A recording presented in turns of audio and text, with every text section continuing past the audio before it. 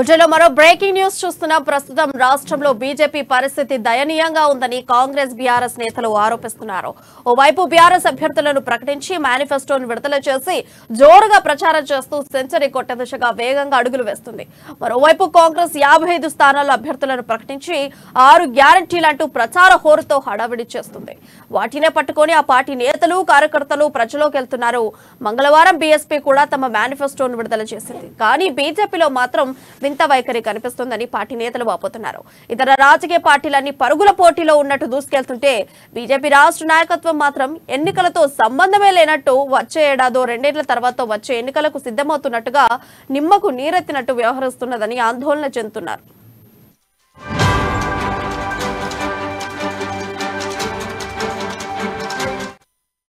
వాస్తవానికి బీజేపీ అభ్యర్థుల జాబితాను ఈ నెల మొదటి వారంలో విడుదల చేస్తామని చెప్పారు. తర్వాత దానిని 2వ వారానికి, ఆ తర్వాత 15వ తేదీకి వాయిదా వేశారు. ఇప్పుడు త్వరలో అని మాత్రమే చెప్తున్నారు. ఇతర పార్టీల నుంచి వచ్చే నేతల కోసమే ఇలా ఆలస్యం చేస్తున్నారని రాజకీయ విశ్లేషకులు భావిస్తున్నారు. మొదటి నుంచి 119 నియోజకవర్గాలు నిలబడేందుకు అభ్యర్థులు లేరన్నది అందరికీ తెలిసిందే. అందుకే బీఆర్ఎస్ కాంగ్రెస్ నుంచి వచ్చే నేతల కోసం ఎదురు చూస్తుందని ఆరోపిస్తున్నారు. ఇక మరి ఇదే అంశంపై మరింత సమాచారం మా బ్యూరో చీఫ్ కృష్ణమూర్తి అందిస్తారు. కృష్ణమూర్తి, చెప్పండి, బీజేపీ యొక్క వింత వైఖరికి అసలు ఏంటి కారణాలు? చెప్పండి, అప్డేట్స్ ఉన్నాయి. బీజేపీ రాష్ట్ర శాఖ కొంత గందరగోళంలో ఉన్నట్టుగా స్పష్టమవుతోంది. అభ్యర్థుల ఎంపిక విషయంలో పార్టీలో నేతల మధ్య సఖ్యత కుదరకపోవడం ఒక ఎత్తు అయితే, పోటీ చేసేవారి అంటే కొన్ని నియోజకవర్గాల్లో పోటీ చేసేవారి సంఖ్య ఉండడం, ఆల్ ఆఫ్ సడన్ గా ఇప్పుడు బీఆర్ఎస్ కాంగ్రెస్ ప్రకటించిన నేపథ్యంలో బీజేపీ కూడా ప్రకటిస్తే ఎక్కడ పార్టీ నేతలు జంప్ అవుతారు అన్న అభిప్రాయం కూడా నేతలు వ్యక్తమవుతున్న తెలుస్తూ ఉంది. అయితే వరుస భేటీలు నిర్వహిస్తున్నటువంటి రాష్ట్ర నాయకులు పార్టీ జాబితాను సిద్ధం చేస్తా ఉన్నారు. ఇది తుది జాబితా అనుకుంటున్నారు.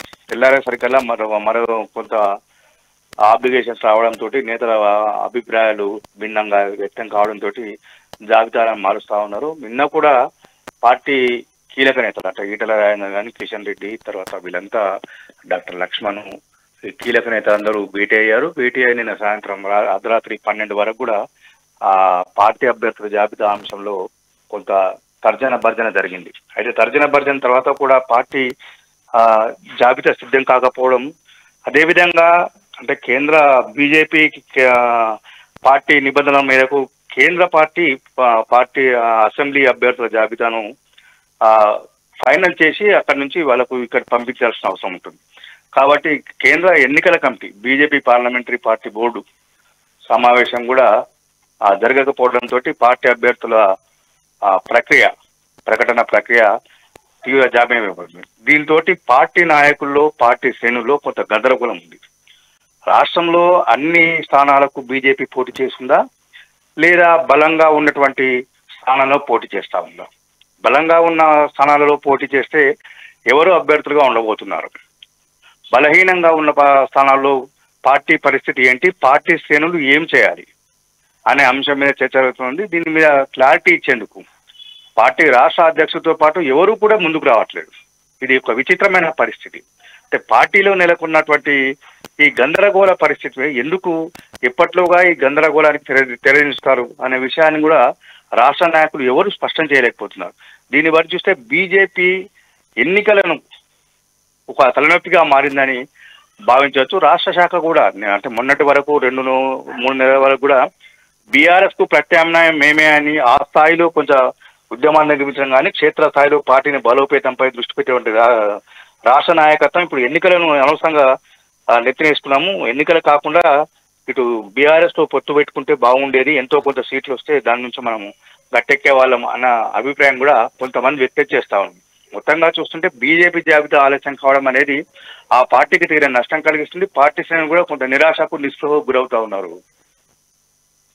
ఇప్పుడు బీజేపీ కేంద్రంలో ఉన్నప్పటికీ కూడా రాష్ట్రంలో మట్టికి నత్తనడక నడుస్తోంది. అంటే ఓవైపు కాంగ్రెస్ బీఆర్ఎస్ అభ్యర్థుల లిస్టు ఖరారు చేసి విడుదల చేసి ఆ తర్వాత క్యాంపెయిన్ లో బిజీగా ఉన్నారు. ఇటు బీజేపీని చూసుకుంటే మట్టుకు కమ్మింగ్ సూన్ త్వరలో అన్నట్టుగా చూపిస్తున్నారు. అంటే బీజేపీ ప్లాన్ ఏమై ఉండొచ్చు?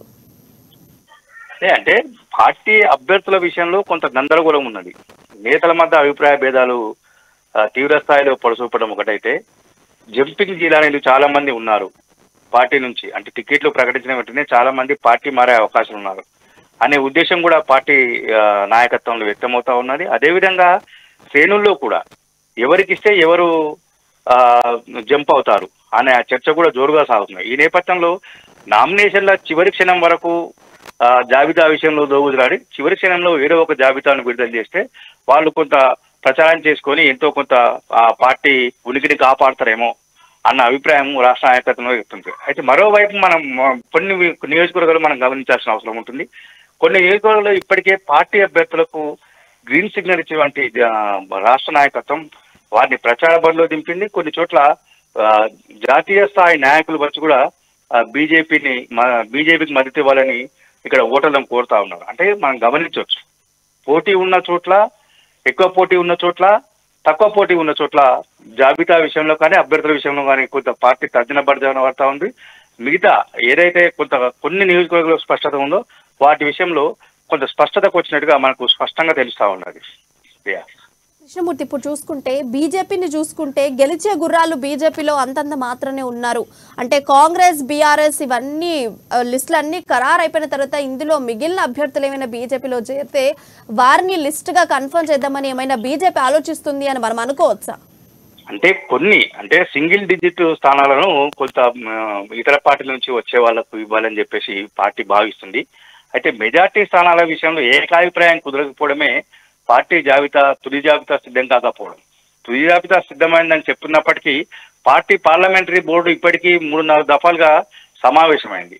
మధ్యప్రదేశ్ సంబంధించి కానీ రాజస్థాన్ సంబంధించి అభ్యర్థులను కూడా ప్రకటించి అక్కడ ప్రచారంలో ఉధృతంగా దూసుకుపోతా ఉన్నది బీజేపీ. కానీ తెలంగాణ విషయానికి వస్తే జాబితా సిద్ధమైందని చెప్పినటువంటి పార్టీ రాష్ట్ర నాయకులు అదేవిధంగా మధ్యప్రదేశ్, రాజస్థాన్ సంబంధించిన అభ్యర్థులను ఖరారు చేయడం, తెలంగాణ అభ్యర్థుల విషయంలో ఎందుకు జాప్యం జరుగుతుంది అన్న విషయం మనం ప్రశ్నించినప్పుడు వారి నుంచి మౌనమే సమాధానంగా వస్తుంది.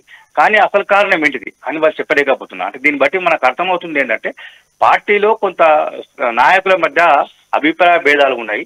చేరికల విషయంలో మాత్రం పార్టీ పెద్దగా ఆశించిన స్థాయిలో లేవు, రారు కూడా అని చెప్పేసి బీజేపీ నాయకులు చెప్తా ఉన్నారు. ప్రియ, ఇప్పుడు బీజేపీని చూసుకుంటే ఇంకా అభ్యర్థుల లిస్టు ఖరారు చేయలేదు. అసలు అది నిజంగా ఎప్పుడు అభ్యర్థుల లిస్టుని విడుదల చేసే అవకాశం ఉంది అని మనం అనుకోవచ్చు? అంటే నవంబరు మొదటి వారంలో నోటిఫికేషన్ వస్తుంది. అప్పట్లోగా పార్టీ జాబితా వచ్చే అవకాశం ఉంది. అంటే దాదాపుగా ఇంకో 15 రోజులు పట్టే అవకాశం ఉంది. మొదటి జాబితా కాదు, మేము మొత్తంగా అంటే 119 నియోజకవర్గ సమితి ఒకటేసారి జాబితా ఇస్తామని కొంతమంది సీనియర్ నాయకులు చెప్తా ఉన్నారు. అయితే మరి ఇక్కడ మనం గమనించాల్సిన విషయం ఏంటంటే కొన్ని చోట్ల ప్రచారం ఉధృతంగా చేస్తున్నటువంటి బీజేపీ రాష్ట్ర నాయకత్వం మరికొన్ని నియోజకవర్గాలు, గ్రేటర్ హైదరాబాద్ పరిధిలోని చాలా నియోజకవర్గాల్లో ఇప్పటికీ పార్టీ స్తబ్దుగా ఉంది. ఎవరికి వారిగా అభ్యర్థులు వారు సోషల్ మీడియాలో ప్రచారం చేస్తున్నప్పటికీ ఎవరికి ఎక్కడ ఇచ్చారు ఏంటి అనే విషయంలో స్పష్టత లేదు. మరి అదేవిధంగా మనం రూరల్ జిల్లాలకు కానీ అర్బన్ జిల్లాలకు వెళ్ళినప్పుడు కూడా కొంత అక్కడ గందరగోళ పరిస్థితి. బీజేపీ అసలు ఏం జరగబోతుంది అన్న విషయం చెప్పడానికి రాష్ట్ర నాయకులతో పాటు శ్రేణులు కూడా కొంత గందరగోళం గురవుతా ఉన్నారు. ప్రియా, కృష్ణమూర్తి, ఇప్పుడు బీజేపీని చూసుకుంటే మట్టుకు గట్టి పోటీ ఇవ్వకుండా అసలు గట్టి పోటీ లేదు అని ఒక కొలిక్కి వచ్చి అంటే మాత్రమే పార్టీలో ఉన్నామా అంటే ఉన్నాము, ఎలక్షన్ పోటీ ఇస్తున్నామా అంటే ఇస్తున్నాము అన్నట్టుగా బీజేపీ వ్యవహరిస్తుంది అని మనం అనుకోవచ్చా? ఏదో పోటీ చేద్దామని చేస్తా ఉన్నాను కానీ 2018 ఎన్నికల ఫలితాలను కొంత గుణపాఠంగా పార్టీ తీసుకుందని మొన్నటి వరకు భావించారు. దాదాపుగా 2-3 మాసాల వరకు భావించారు. పార్టీ కొంచెం ఉధృతంగా వెళ్తుంది, బీఆర్ఎస్ ను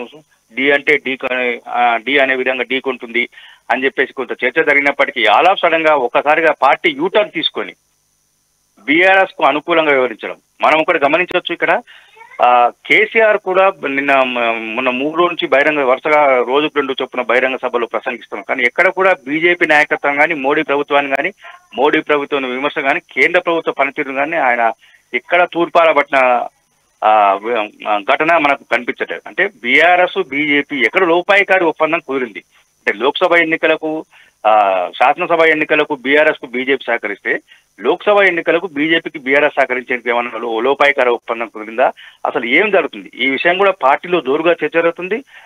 కింది స్థాయి కార్యకర్తలతో పాటు రాష్ట్ర స్థాయి నాయకులు కూడా ఒకరిద్దరు దీని విషయంలో అనుమానం వ్యక్తం చేస్తారు. ఎక్కడో పార్టీ జాతీయ నాయకత్వం కొంత అప్రాటుకు వేసింది, కేసీఆర్ తో ఏదో విషయంలో లాలుచిపడింది. అని విషయంలో పార్టీ నాయకులు కొన్ని చోట్ల బహిరంగంగా వ్యాఖ్యలు చేస్తా ఉన్నారు, కొన్ని చోట్ల అంతర్గత విషయాలలో వాళ్ళు తమ అభిప్రాయాన్ని వ్యక్తం చేస్తా ఉన్నారు. ప్రియా. కృష్ణమూర్తి.